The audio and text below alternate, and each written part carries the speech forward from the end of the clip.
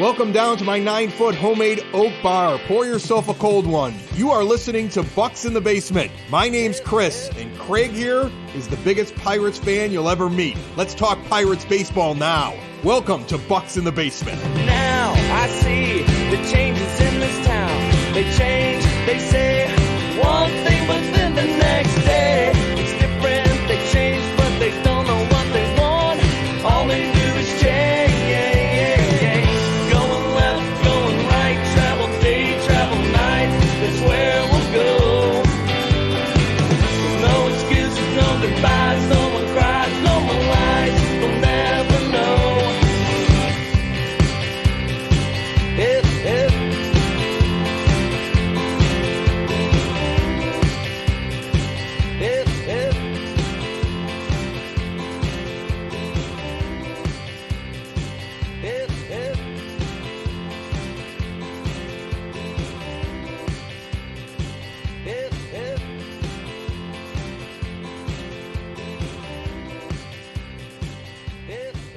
When you enter Memorial Day, you generally have a good idea of what your team is that year. At the beginning of the season, in spring training, in the offseason, let's go back 6 months, coming off of another rough one for the Pirates. If you would have told me Memorial Day, they've got a run differential of 0 and they're sitting at 500, I would have said, we're starting to turn the corner. Your rebuild is in motion. You've obviously found some guys who can play. You probably have some holes that will need to be addressed. And you're still waiting on some of your talent to get here. But you're winning games as much as you're losing them. And I would see that as a positive. Now, if you would have told me they jumped out way out there and were in first place by several games, and then fell back to earth, I would also say it's an exciting thing to see this team, even if it's for a month and a half, be the best team in their division and win, because you have to learn how to win. And this is something that goes in steps. You don't go from 100 losses to winning the pennant. It just doesn't happen. And this is a slow build with a general manager who has to work within the confines of how his owner spends money. And so if you would have told me this is where we'd be at this moment, I would have said, okay, that makes sense. We probably are doing well in terms of getting to the next benchmark on the way to growing into some kind of a team that can contend year in, year out, and try to win championships. What do you think right now? I mean, obviously, Chris, it's somewhat disappointing because of the start that they had and how terrible this May has gone, where the hitting really isn't there. The pitching has fallen off. Injuries to Vince Velasquez. I know that, we weren't looking for much from him, but he was turning in some pretty good numbers when he was healthy. And yeah, the way that we got here, and I think when I talked to Jason Mackey last week, we kind of said the same thing. We know what happened, but if you just set us down right here and said, you're even 26-27 coming off a horrible loss, to the San Francisco Giants where Rich Hill didn't pitch well, but Jack Sawinski became only the second player other than Barry Bonds to hit 2 balls in one game into McCovey Cove. I'd be like, and Tucumán Marcano hitting.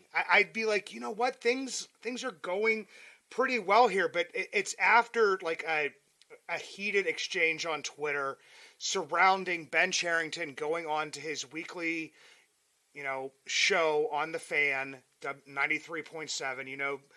I don't have the greatest feelings towards them, but this is Greg Brown. This is our color analyst, our play-by-play guy, whatever. He's our announcer.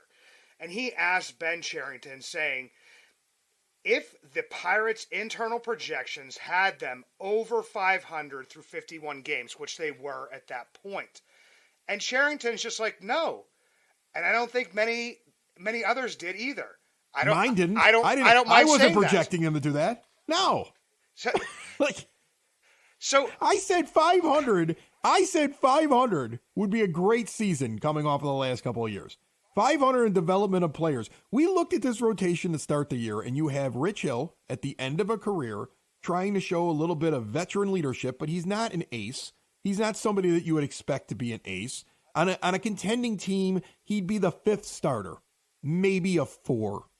And he was basically slotted to be the guy that was going to be an anchor while you waited to see whether or not Mitch Keller was real after he started to turn it on late in the season last year. And besides Contreras and Keller, there was nobody I was super excited about inside of the rotation. I just like the fact that you put a veteran in there, Rich Hill, to take a little bit of pressure off. And then we were just going to see what happened with the rest of the guys that were out there. And so I think that's mind-boggling to me. That people will sit there and say, well, what the heck? Like, we should be upset because of be upset if they continue to lose and they end up 20 games under 500. I get that then. I'd be a little frustrated. I'll be a little frustrated if they basically now just fall off the face of the earth, because for them to go and do that means that the team can't recover and they have a lot more work that they have to do into next year.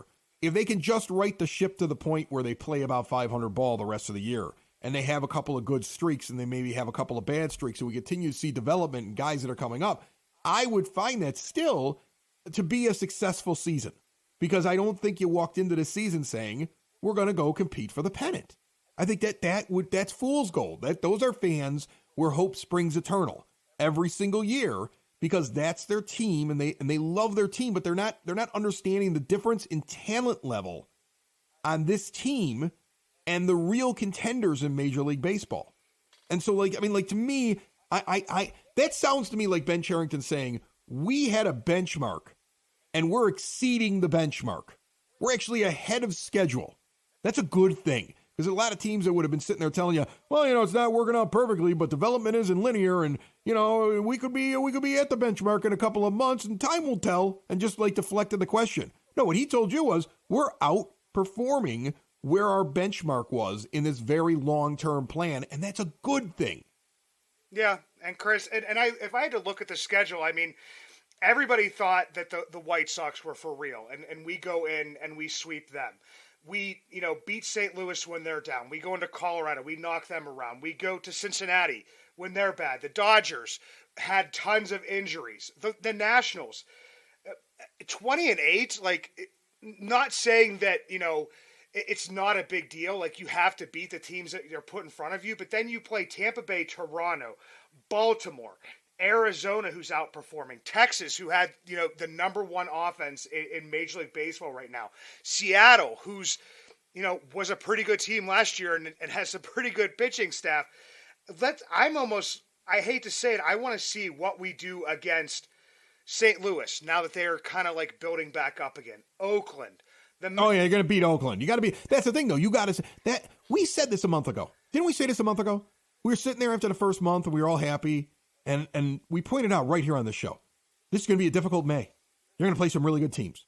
If you are still above 500 when you get to the end of the month, if you're still playing at this level, now you start thinking to yourself, maybe we got magic. But you kind of expected them to run into a buzzsaw here, and they did. What's happened is their holes in their lineup are exposed. Their holes in their rotation are exposed. The things that they need to do to go to the next level are right there in front of you. They're undeniable. The only question will become, is there a long-term plan in the front office to figure out how to do it? And will Bob Nutting open up the wallet enough when it's time to go out and fill some of those holes in free agency? But now when you get to the Cardinals to kick off June, and you look at the A's coming right after them, and you see later on in the month you get the Cubs, a team that you should be able to outclass, and you should be able to sit there on the field and play head-to-head with the Brewers. We're going to go Cubs, Brewers, Cubs. You've got teams on this schedule in this month where I believe they could end up playing 500 to a couple games over 500 this month. If they fall off in this month, if they continue to fall off a cliff in this month, that would be a little concerning to me, because you're trying to build a winning culture. But you got to take it a series at a time. Try to win series and try to learn and try to figure out who the guys are that you really rely on here by the end of the year, and who are the guys that need to be replaced in the offseason, and who you might be moving at a trade deadline if an opportunity presents itself. And is there somebody out there at a trade deadline that you could sit there and say, okay, we're going to go grab this player, not because we're trying to make it to the postseason, but because we think we can get this player, we can hold on to him for a couple of years, we can sign him, we can extend him, and that's how we're going to go get him, right? But you now wait for the opportunities while you're watching your team learn how to win. Yeah, and coming up with reasons, why the Pirates are losing and saying it's like, well, get Josh Palacios, off the roster.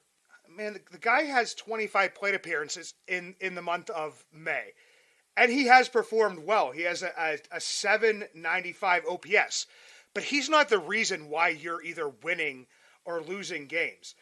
Making Chris Owings to be like one of the scapegoats. Chris Owings has 21 plate appearances and has not performed very well. He's not the reason that you're losing these games.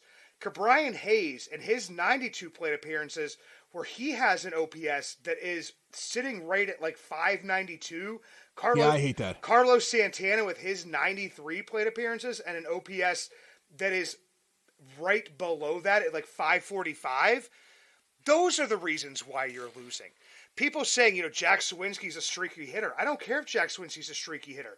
His OPS in the month of May is 745. That's going to be above league average. That's above average. Yeah. That's above league average. And I want to say league average. I think I looked it up the other day. League average is somewhere in the 720 range. Yeah, so it's above league average, and he's a guy that gives you the potential that he's going to hit 2 out on Friday night and then 2 out again on Monday. He gives you that power potential, so you almost have to live with his streakiness, but when it comes down to it, on average, he is an above average baseball player. The reason that you're struggling is because, you wanted to see Luis Ortiz. You wanted to see, Johan Oviedo have a run. And I did as well. But their whips right now are sitting in like the 1.60 to 1.70 range. That's not good. You only have Mitch Keller as like the only starting pitcher that has what would be, and he would probably be a 1 or a 2 on most staffs at this point in time with his whip that's in the like 0.08 range for, or 0.8 range for the month of May. Nobody else has that. Ronzi Contreras, before Vince Velasquez came back and hurt his arm, they were moving him to the bullpen to get him to kind of reset himself the same way they did with Mitch Keller last year, because he has a 1.44 whip for the month of May. His velocity's down. He's not hitting his spots. And they kind of wanted to get him to reset. So you're getting to see all this stuff.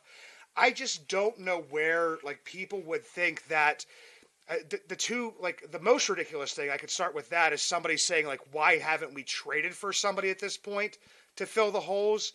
And then thinking that you could bring up Henry Davis, which Henry Davis is still playing well down in Double-A. I'm hoping that he continues to play well down in Double-A. Where does he play? Where do you put him when he comes up? Because it doesn't sound like he's a catcher. No, so where are you putting him? It would be right field and DH, and right field would probably take at bats away from Sawinski, and then DH would take at bats away from McCutchen, who have been 2 of your 3 best hitters in the month. And you don't replace, I don't care what the prospect's pedigree is. I don't care what a guy's hitting in Double-A. I don't care where he was drafted at. You don't replace a guy who's actually above average in his hitting just to replace him. Henry Davis has to get up there. And then when he gets up there, he even if he gets off to a hot start, the league will adjust to him when they get film on him. And then he'll have to readjust, and there'll be all kinds of growing pains. He's not like something you just plug in and all of a sudden you start winning a bunch of games. It's just not how it works. It doesn't work that way on any team, any franchise. I was just talking to a friend of mine today, and I said, we were talking about baseball teams and building teams and, what teams do all over the country and all across Major League Baseball. And one of the biggest mistakes I think that front offices will make is that they will get a player. They like their pedigree. They like their potential. They've seen him do some incredible things out there, and they look at their big board for 2 years from then, or even that season, whenever it is that they're expecting that they want to bring him in and put him in that spot, and they write him in there in permanent marker. They don't pencil him in, they write him in there with permanent marker, and then they start worrying about log jams behind him. Well, we really don't need any more shortstops because we've got our shortstop. We really don't need another center fielder because we've got our center fielder. As if injuries don't occur, or prospects don't pan out, or largely hyped guys just don't turn out to be what you expect them to be. Like, look, we saw that incredible quick season for Cabrian Hayes. We look at what he's doing right now. Do you know for sure what he is yet? Because I don't. If the Pirates were to sit there and say, well, he's our third baseman for the next 5 years, we're not really even going to worry about having anybody else who could possibly play that position at a higher level than him. We're not going to worry about doing it because that would be a logjam because he's never getting out of the way. That would be the wrong way to look at it. This team needs to continue to build depth, and this team needs to be at a point where if you're a guy down in the minors, you've got to fight your way into a spot, and then you've got to hold the spot. That's what the best teams do. And it's okay for Henry Davis right now to kind of be stuck down there and keep working on his stuff. I don't think he shows up all of a sudden and changes what's going on this season that drastically. You know, I mean, even if he's worth 2 wins above replacement, is that going to be the difference at this point where your team is sitting? If he comes up as a rookie, he's worth 4 wins above replacement. I don't think it really changes what's going to happen to your team this year. Yeah, I mean, even like when O'Neal Cruz came up last year and towards the end, like, you know, lit the world on fire. I mean, we still ended up being a 100-loss team. It's not, you know, we're not one player away from being able to turn around, you know, some of these wins. You're 3 pitchers away, maybe 2, right? Like if you have a guy on here that you think is a fifth starter, but you're 2 to 3 pitchers away in your starting rotation. That's a real thing, and you're going to have to figure out who replaces the aging veterans that you use to plug holes this year. Because Carlos Santana at first base or in the lineup wherever you end up putting him, okay, wherever you're moving him around to, that isn't an answer, right? Like that isn't a long-term solution to anything. You have things you have to continue to build in this team, and that's why Ben Cherington's talking about we're a little ahead of schedule. Because if he walked into this season, Craig, and he thought that this is a team that not only should be above 500 out of the gate, but that was contending for something, I wouldn't want to be my general manager anymore because he's in la-la land and he's not a realist and he's going to screw this up. I like a realist. You have to be a realist. You have to be cutthroat and you have to be a realist. And you have to understand you need more because I would rather have too many arms and too many guys that play these positions, especially the very skilled positions, than be sitting there saying, well, this is our guy, and if he doesn't work out, I guess we're screwed. But this is our guy. Yeah, and to the other point, Chris, when they're talking about, you know, trades, when somebody mentioned that, I just thought to myself, I'm like, okay, I'm going to go back and I'm going to look to see like when the biggest trades in April and May were. And the last trade, big trade that happened in the month of April or May was the whole way back at the end of the 1990s when Mike Piazza went to the Mets. So it's not like, you know, any team that's gotten off to a hot start or any team that's even going to try to add is going to add in the month, or they're going to either subtract in the month of April and May. And 2 teams that, you know, have had pretty bad, I mean, the A's are on a historic, you know, bad April and May. Like, who are you realistically going to pluck from that team that is performing that poorly that you could put then into your lineup and improve it that much? And who knows if the A's are like, even at that point, are they going to trade somebody? Everybody said, you know, when Tim Anderson said he wasn't happy in a Chicago White Sox uniform, they're like, well, you know, we need a shortstop, so we should at least, you know, prove that we're, you know, we care and we're going to try and go win. Well, I guarantee you the White Sox, if they're saying, okay, we're giving you Tim Anderson, the first names, like at the very least, that are probably coming out of their mouths is Quinn Priester, possibly Tamar Johnson, and they could say, you have 2 catchers. We want one of them. Oh, yeah, I think that's what they would do. If you take a look at that roster right now and their problems that they have, they need pitching, and they're going to want somebody that could be ready as soon as next year, or somebody they can sell their fan base on if they're going to get rid of. They built their entire marketing thing around him in Chicago, right? Like, he's off to a bad start this year, and he was dealing with an injury, if you know anything about him, and you keep track of players outside in different markets. But I was talking to somebody about him the other day, and they said, you know, he after he won the batting title, if you take his batting average and compare it to all other batting averages in the American League, since he won the batting title, he has the highest average.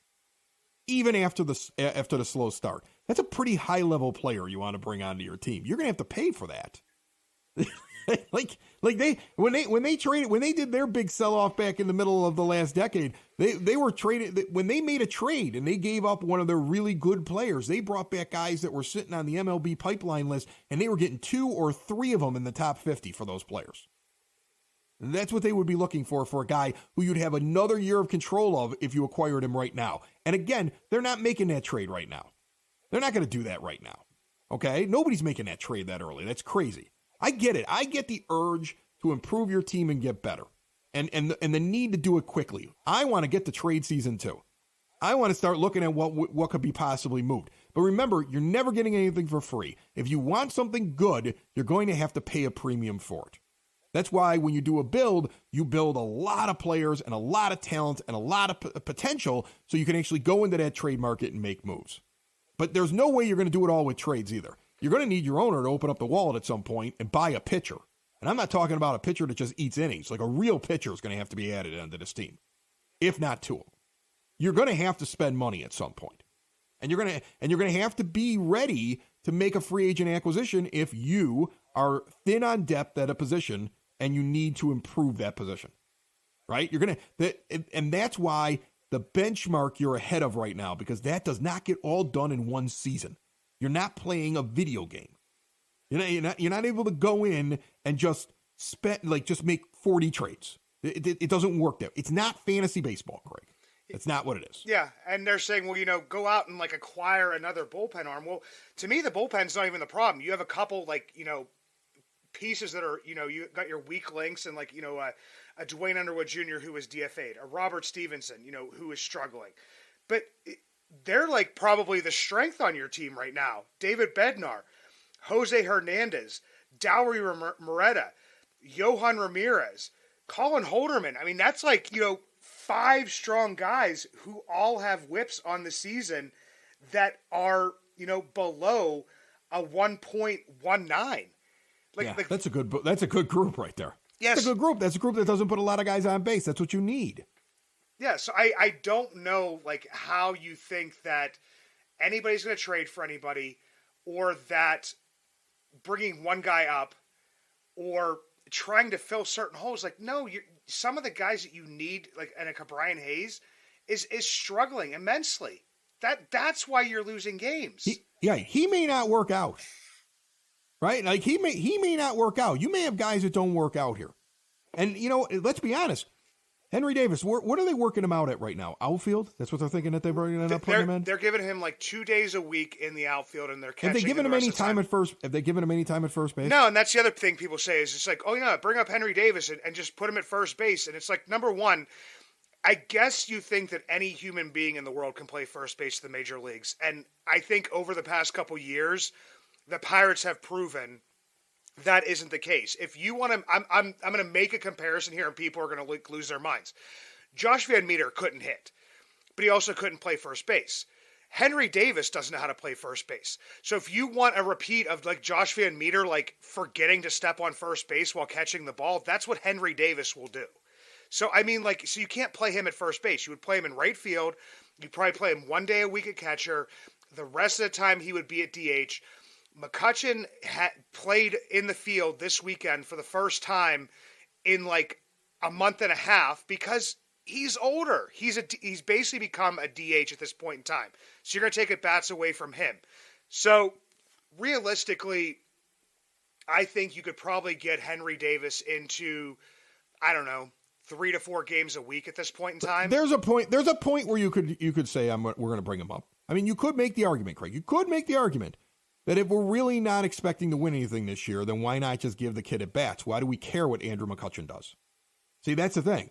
You could sit there and say, look, we like Kutch. Great. But, he's not the long-term plan. So why not give this if the kid's ready? But you don't force him up here until you're sure he's ready. That would be the other caveat to it, right? If there becomes a point in time where you have to find at bats for a guy who's pushing to come up, and it's time to sit down the aging veteran who's not really part of the long-term plan, then I could see you doing it. But you want to make sure that you're not rushing him up here. Like the idea of rushing him up here because he's going to save the team, that doesn't make any sense to me. The idea of getting him up here and getting him major league at-bats so that he's impactful in future years, if that takes away from a veteran, then I could see it. I could see that argument very easily.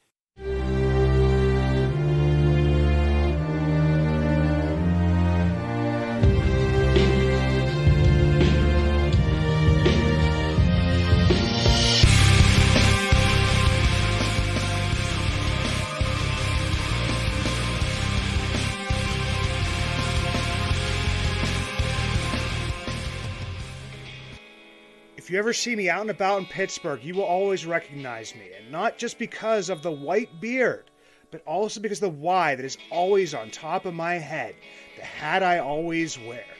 The Yins brand, proud partners with Bucs in the Basement. 3 dynasties, 1 brand, Yins. Finally, 1 brand to rep all black and gold. Follow at Shop Yins for new merch drops and giveaways. Order online at www.shopyins, the emphasis on the 2 Z's, high quality comfort, lightweight materials, a new modern look for the black and gold, made for Yins by a Yinzer. I wanted to get to something before we get out of here, because I want your take on it, if you don't mind. I want to talk something other than Pirates, so hopefully it's not a question on Pirates. I want to get your take on this. Our fantasy baseball league, it's a dynasty fantasy baseball league. Craig's in it. He got his 2nd win of the season this past week. Congratulations to you. You're tied in last place. That's big news.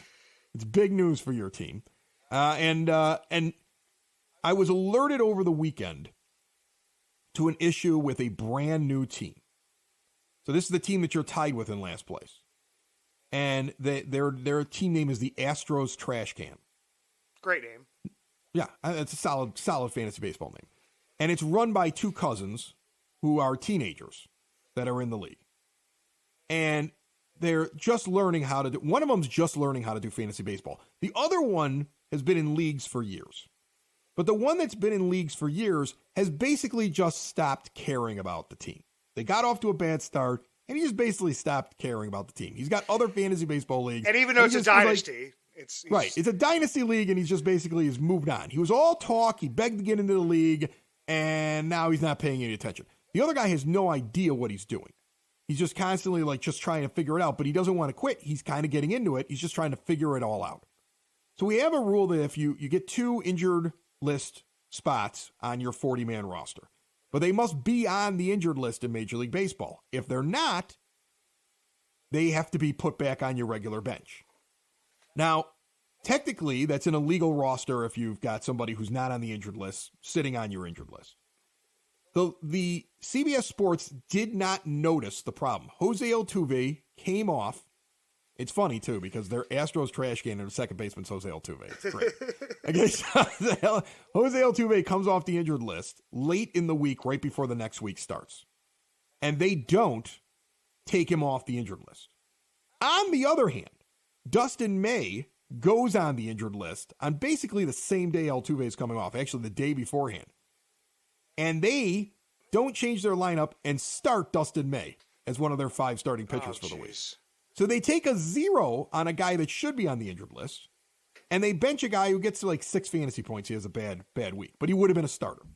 He would have started in their spot there. So I looked at the thing. So the guy who they played gets beat by 35 points. He gets trounced.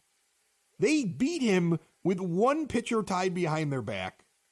And they just and they don't have the lineup right, but they beat him.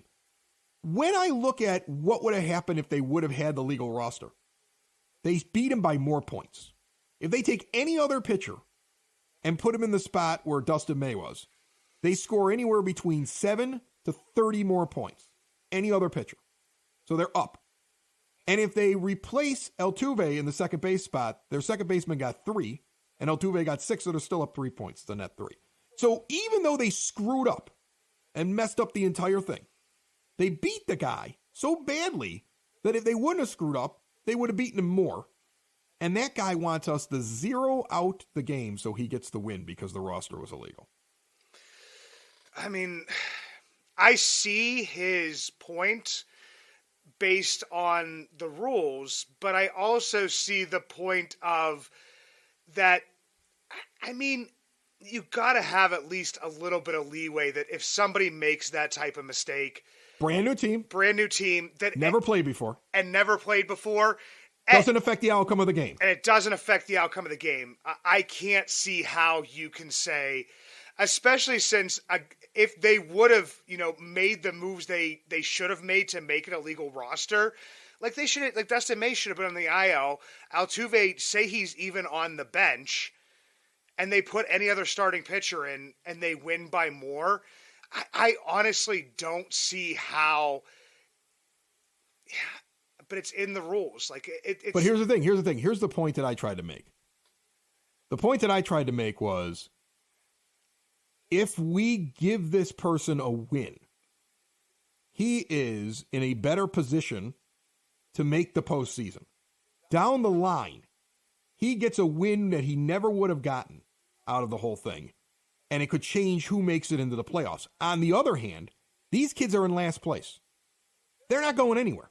I'm not doing this to give them a win. You understand what I'm saying? Like, I'm actually hurting them because by giving them the win, they're going to end up drafting later. So it actually hurts them.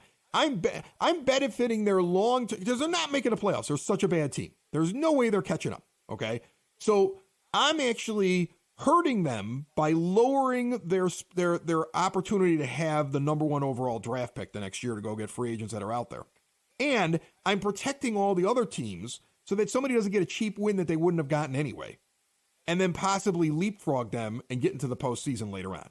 You know what I'm saying? Like, that was how I looked at it. Like, you have to think about all the other teams in the league and how they get affected by this thing.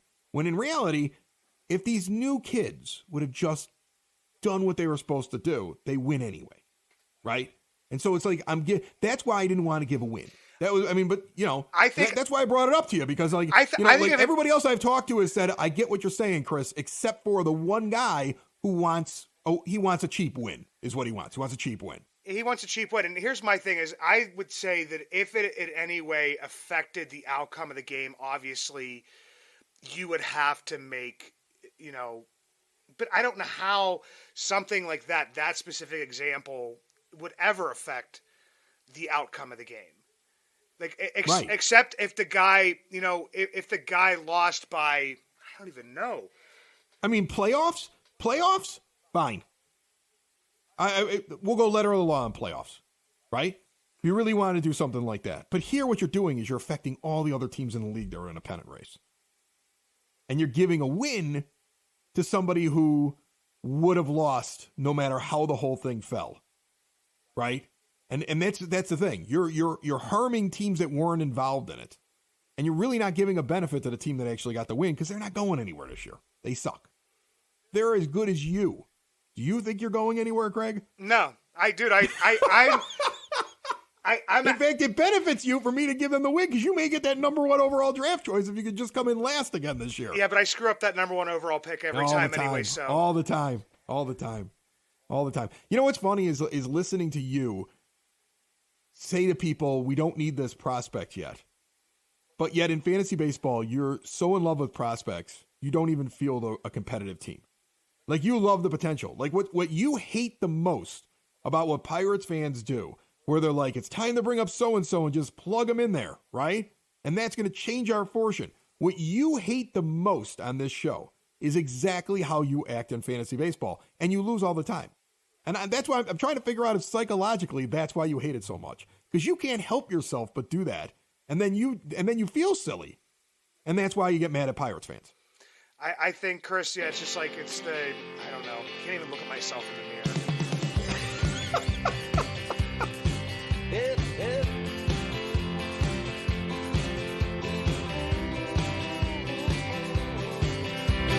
Now I see the changes in this town. They change, they say